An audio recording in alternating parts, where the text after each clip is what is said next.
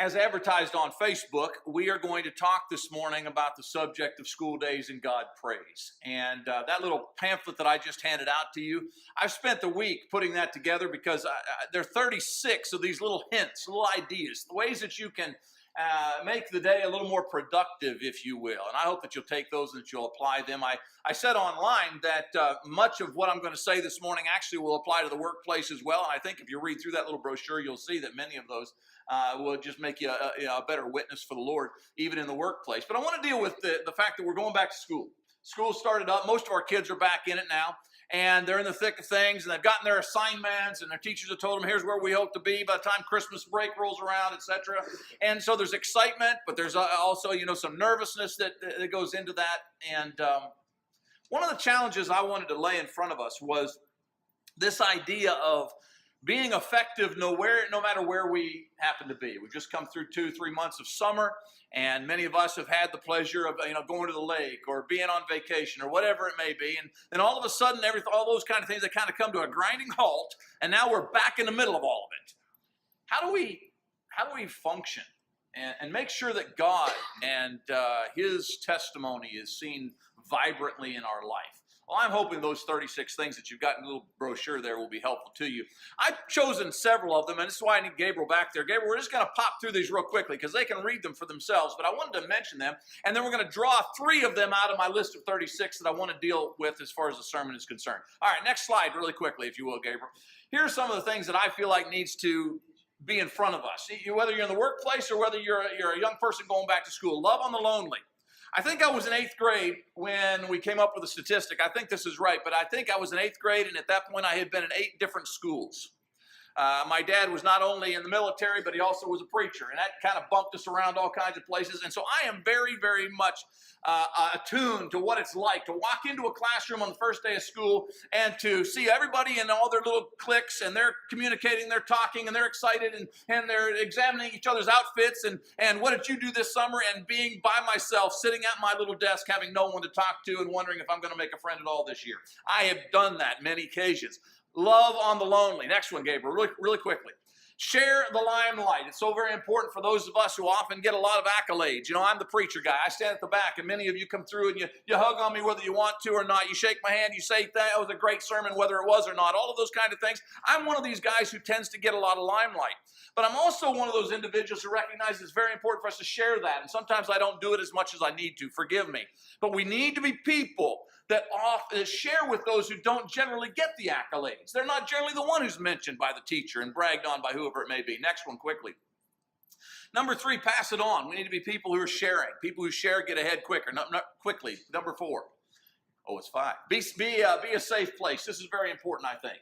I was always tall growing up. I wasn't necessarily strong or even good looking or anything of that nature, but I was always tall. And because I guess there's something associated with being tall and being tough. It doesn't necessarily equate, but at least when you're younger in school, people think that way. And I can remember on several occasions seeing an individual being picked on and stepping in and saying, hey, you don't want to do that. And them backing off because I was tall.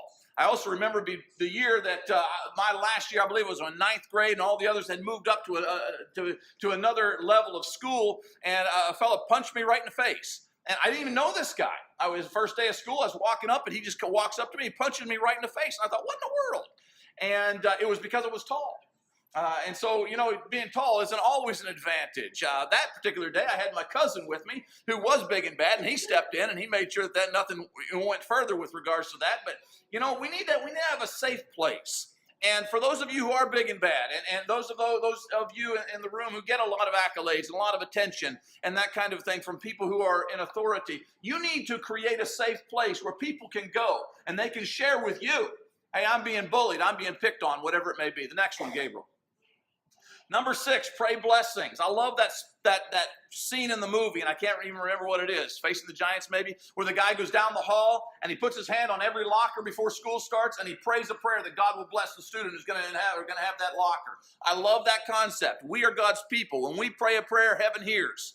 We need to be praying blessings, not just over things and events, but certainly over friends and people that we come in contact with throughout the school year. Next one, Gabriel. We need to be people who bring our Bibles and not be ashamed to have the Word of God tucked under our arm and take it to study hall or whatever it may be. Next one, Gabriel. Tell the teacher. This isn't being somebody who's, constantly whining as much as it is, teachers need to be complimented too. Some of the toughest jobs in the world is individuals who have to deal with 25 young people all day long and all their various personalities. Teachers need to be bragged on. They need to be complimented. Next one. Kiss the cook. Maybe that wouldn't be necessarily appropriate if you don't know her very well, but at the very least, when you come through the lunch line, thank them. Because it's one of the most thankless jobs that people have. Nobody likes cafeteria food. Nobody, it seems. And so everybody hears and everybody talks and everybody gripes, but they often don't take into consideration how much time it took to put that particular meal together. Next one, Gabriel. Take or tame the tongue. May I suggest to you that it doesn't just take a curse word or a swear word to be inappropriate. We need to be careful. When we see a conversation going south, we need to be people who step in. Next one, Gabriel. Pick up after yourself. Keep your own personal space clean. Next one, Gabriel. Dress to impress God, not to impress everybody that's around you. Be modest. Next one, Gabriel. Honor those who are older. Next one. Reduce romance. You're not going to school to find a mate. You're going to school to get an education. And so reduce the romance. Next one, Gabriel. Schedule God's stuff first. It's easy, especially in our day and age when the secular has begun to influence so greatly and take over the schedules, even in times encroaching upon the schedules of church and that kind of thing. It's very important that we schedule God's stuff first.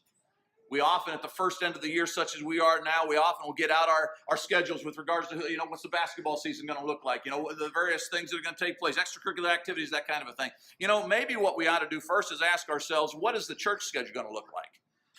We know we're going to have services on Wednesday night. It happens here every Wednesday night. You're going to have that. So put that one on your schedule. Put it on right now. Next one, Gabriel.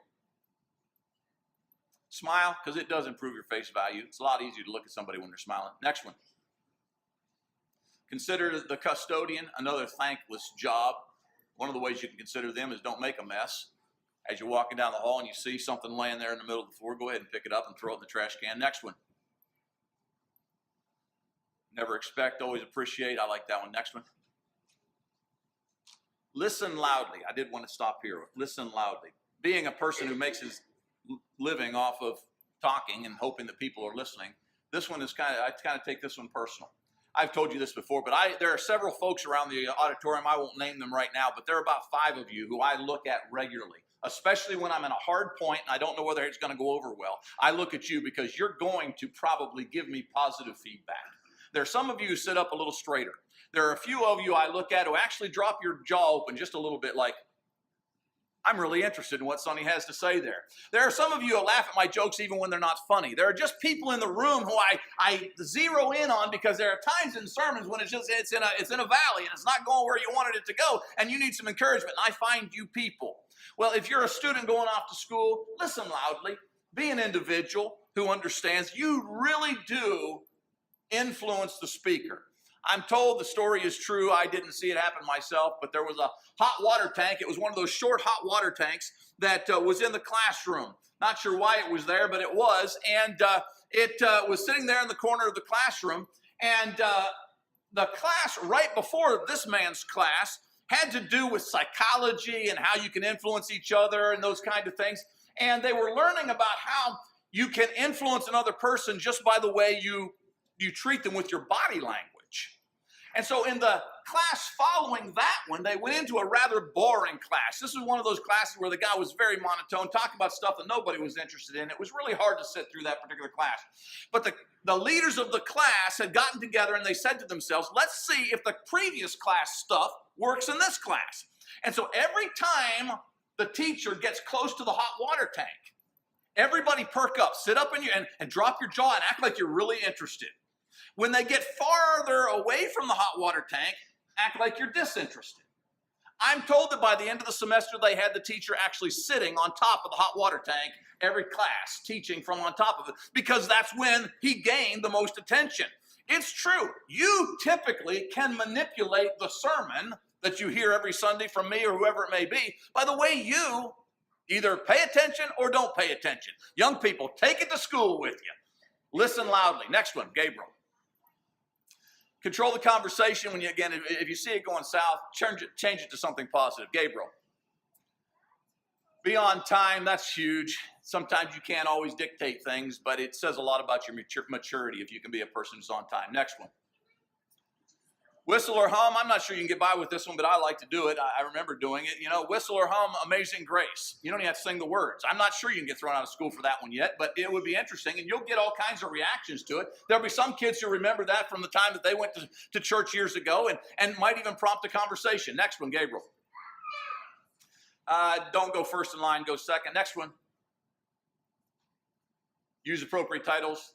That's one of the things I really picked up on when I moved south, and I really appreciate about y'all, is that typically speaking, when somebody is considerably older than yourself, you don't refer to them by their first name, but, you know, Mr. So-and-so, Miss So-and-so, Miss So-and-so, sister, brother, those kind of things. Those appropriate titles, they show respect. They show that you've had some upbringing. Next one, Gabriel. Value the volume. I've done this one so many times, but you can say so much just by the level of volume that you use. You can communicate excitement.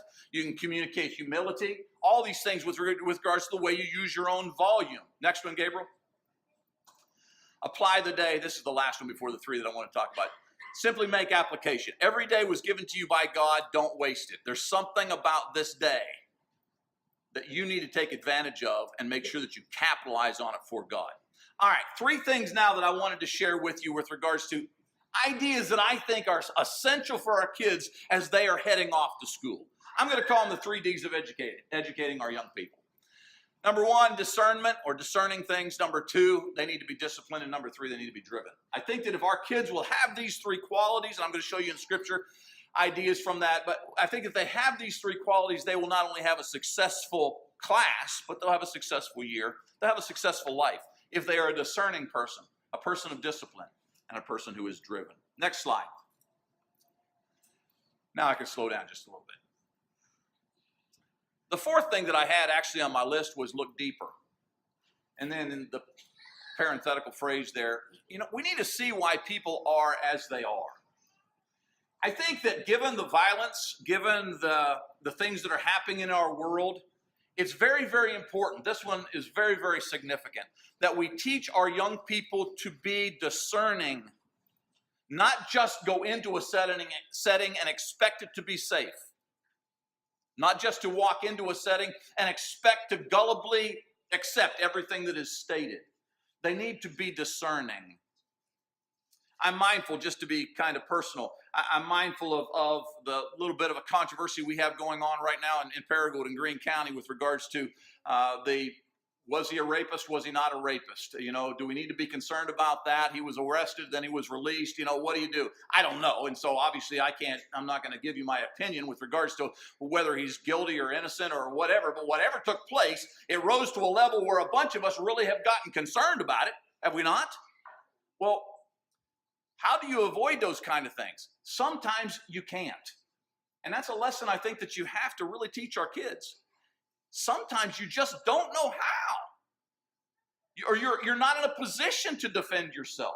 The best thing that you can do is always be aware of what's going on around about you. Be a discerning person. Don't gullibly just expect that because I go into a group assembly, that group assembly must not have somebody in there who's violent or wants to do something violent toward me. Fox News is talking about right now an individual who actually targeted some folks during a football game already this year. You know, it's impossible for us to maintain 24 hours a day of vigilance that will always keep us safe, but we can be smart. We've got to be discerning. The Catholic Church right now is being torn up from within because of sexual molestation charges that are being brought against many of the priests. You've known situations where you've known this person all of your life, and then this happens, and you said to yourself, I would never have dreamed. Yes, that happens. The only way we can protect our kids is if we teach them to be discerning people. Proverbs chapter 2 and verse 11. Discretion will protect you, and understanding will guard you. It's interesting, this particular passage, we just read it in our family devotional at home, but this passage is the lead-in to a rather detailed description. Specifically in this one, it seems to be talking to a young man. But he's saying in this passage that you need to pay attention, be wise, listen to what mom and dad are teaching you. And halfway through the context, it talks about an adulteress.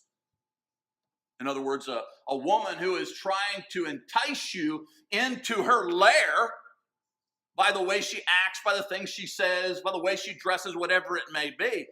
And the wise man is saying in this passage, he's saying, if you will be a person of discretion, discernment, be aware always of the situation around about you, then you generally will not find yourself in positions where an adulteress, to use that particular illustration, or whatever the wrong that's happening, you'll generally find yourself not in a position that those things would be able to overwhelm you. It's not a foolproof. I have myself been in situations where the things were happening so rapidly that I just didn't have the time to process. I didn't have the time to think it through, and I made very, very bad decisions. I've done that. But generally speaking, I have found that if I will place myself in a position where I have time to think, time to process, it's safe, it's calm, I generally make pretty decent decisions. That's why I preach so often from this pulpit that parents, it's so important for you to control the pace of your family. If your family's running 110 miles an hour all day long, it's going to be easy for your family to make mistakes because they just don't have time to think.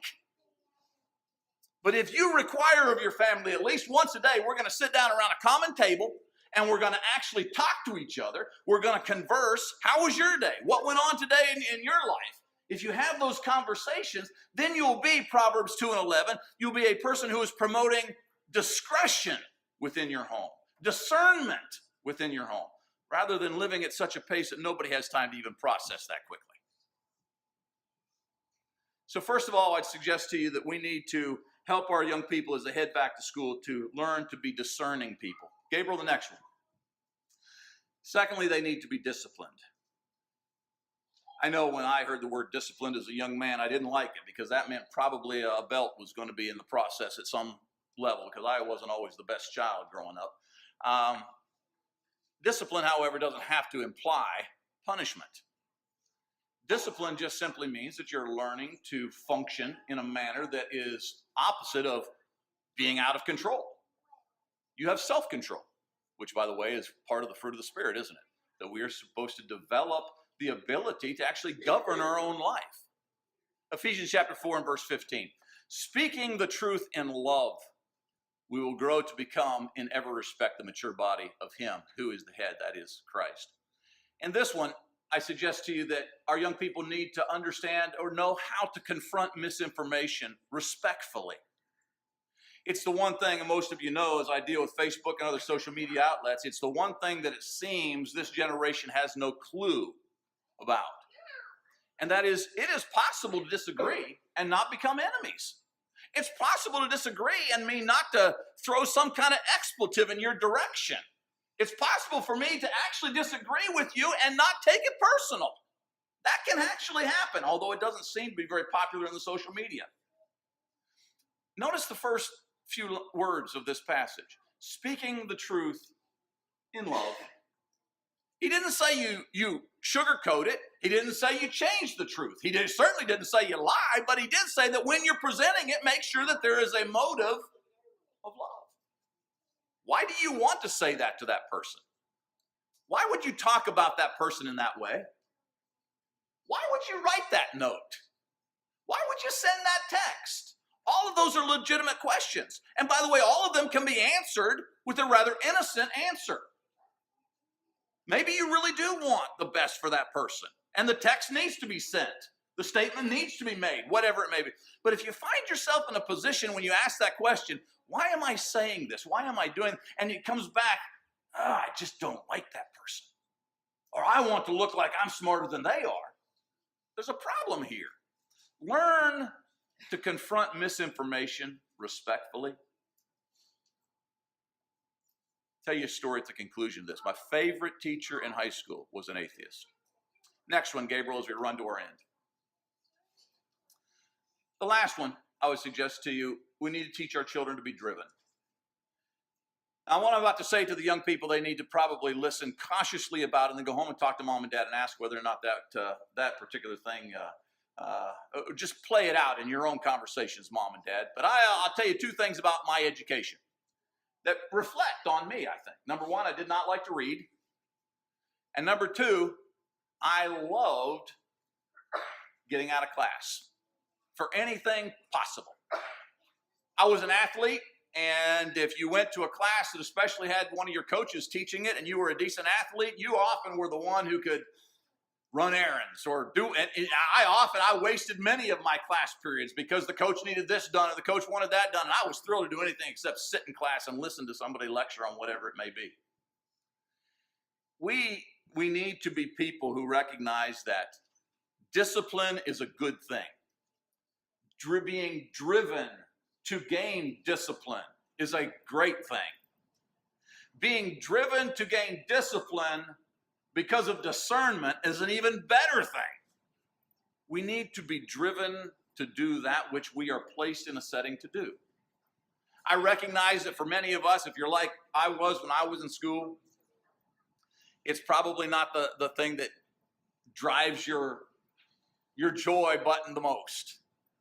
Somebody comes in about 6 in the morning and says it's time to get up, and you're probably not jumping out of bed saying, oh boy, I get to go again. I get that. But the fact of the matter is, what you do during these 12 years is radically important to the rest of your life. Radically important to the rest of your life. We need to be driven to do our best at whatever God has placed us at that particular moment. You see the two passages in front of you. The first is from Ecclesiastes, again by the wise man. Chapter 9 and verse 10.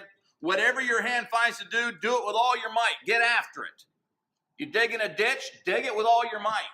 It doesn't have to be where you want, and I don't know anybody who loves digging ditches, but if that's your assignment, get after it with all your might. And then from the New Testament, 2 Corinthians 8 and 5. And they exceeded our expectations, that is the churches of Macedonia. How did they do that? Well, they gave themselves first of all to the Lord, then by the will of God also to us. They're collecting materials, donations, if you will, and Paul is bragging on the churches of Macedonia. They really didn't have it, but they gave of themselves first, and they gave beyond what we expected. And because of that, their testimony continues to live on even to this very day. Do more than is expected. I've talked to employers. We got one of them, Scotty, has told me this on many occasions, that it really is impressive to an employer when an employee, instead of just sitting down and doing nothing, even though there's nothing really to be done, they find a broom or they find a mop and they create a job. Initiative. You want to get ahead in life? Do more than is expected. Somebody, I promise, will notice. And when they notice, it will be a good thing for you at the end of that day. Next friend, Gabriel, I think this was my last one. Is that it? I had one more. Well, we're going to have to stop with that one then. Here's my conclusion. The 3 points, if I can remember. 3 points were, number one, we need to be people of discernment. Number two, we need to be people of discipline. And then number three, we need to be people who are driven. If we take those and we apply them to the school setting, I promise you it will be a productive year. It may not be a year full of all the greatest blessings that you had last year, but it's going to be a productive year. These three things will work. End with this story. She was hands down my favorite teacher in high school. I went to a public school where the only year I went to a private school in my lower grades was my last year. I went to the CRA, and I was thankful for that opportunity. But I was public schooled and enjoyed it. And I had a science class. And I don't remember exactly all what went on in this particular science class, but I know we did dissect some frogs, which will play into the conclusion of this story. But she was hands down my favorite teacher. She was pretty. I will give her that. I'm not saying that's the only reason she was my favorite teacher, but it didn't hurt. But she was funny. And she engaged me. She knew right off that I was a preacher's kid. She recognized that. But it wasn't a problem. She also recognized after we took our first test that I wasn't just going to regurgitate every answer that she wanted me to on a test without explanation. And so she knew right up front that I was not only going to put down what she required as an answer, but right beside it, probably in big bold letters, I was going to say, but I believe this to be true because of the Bible. And unlike some settings where you would be persecuted for that kind of thing, she actually embraced it. We had a great relationship. Toward the end of that particular semester, I was with one of my friends, and we were fooling around. I don't remember exactly why, but probably throwing something back and forth, and she was out of the classroom. And I backed into that big, I don't even know what you call it. It's not really an aquarium, but you keep all the dead frogs in it with all that stinky, smelly stuff, you know. I backed, and it broke and busted, and it went everywhere, all over the science room floor. And we had to clean that up. And I really thought that, you know, life is over. But she was even a blessing to me at that particular point. And she didn't get us in trouble. We cleaned the mess up and everything went on. She was my favorite teacher. And I find that to be ironic, being a man who so radically believes in the existence of God, to have somebody like that who was, without questions, hands down, an atheist. I'd like to say that the end of the story is that, you know, because of my example and all the little things that I wrote on my test papers, that she eventually came to know the Lord. I can't say that. Don't know. I have no evidence to suggest that that's the case. I think she was influenced positively by my life and by the things that I did. But I can tell you about the guy who helped me break that little aquarium thing. A best friend in high school. He and I did a lot of things we shouldn't have. We did a lot of things we should have.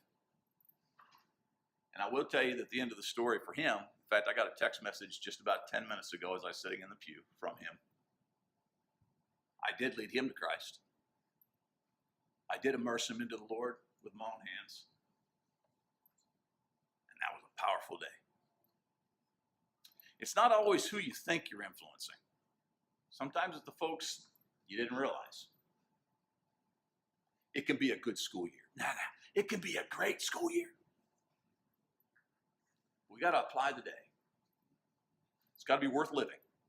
We got to get in the middle of it, which means you can't park your brain. Be a person of discernment. You can't just sit down. Be a person of discipline. And you can't just go about it in a lax. No, be driven. Get after this year, and I promise you, it can be a greatly productive year for you. It needs to be, for God's sake. School days and God's praise. Let's make it happen. I'm going to sing an invitation song. If you need to respond to it, please come forward as we stand and as we sing. We are the Sonny Childs and Family Ministries, serving as missionaries to this great nation. Please pray for us and consider adding us to your missions giving.